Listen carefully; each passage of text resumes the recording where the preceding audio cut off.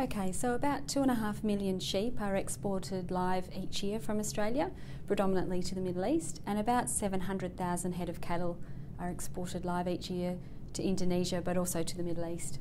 By the footage I have seen, you clearly can tell by facial expressions, by panting, by the dilated pupils, the movements of the animals, that the sheep and cattle usually already arrive quite in a stressed state.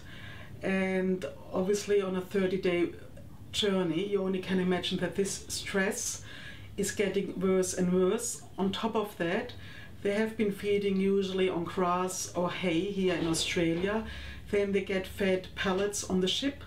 The animals do not recognize that often as food source, won't eat it, will have problems with digestion.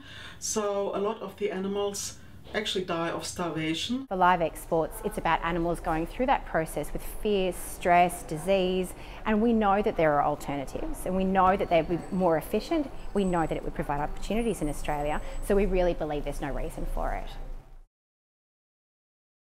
WSPA has been working with the farmers on what those alternatives might be, and we've funded some research, but they're an important part of the picture, so we want to consult with them and get their feedback and work towards some win-win outcomes for them and for the animals.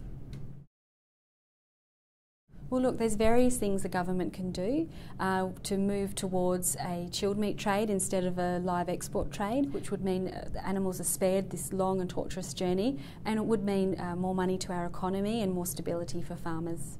Well, I think there are some similar issues at stake. I strongly support Australian jobs and think that manufacturing is important because it means that rather than just sending our resources overseas, we're engaged in downstream processing and there is more jobs, more economic activity, more prosperity for Australia. So it seems to me that if we do the right thing on the animal welfare front, we will also be doing the right thing by Australia and by our economy. So what we'd like our customers and the public to do is to visit their local body shop store. We're asking them to come in and actually sign the Humane Chain.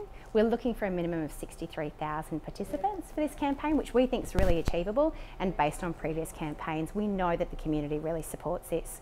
We'd like them to stand behind our big orange man, which says "I stand up for animals," and then share their photographs and stories around this on their social media circles of influence.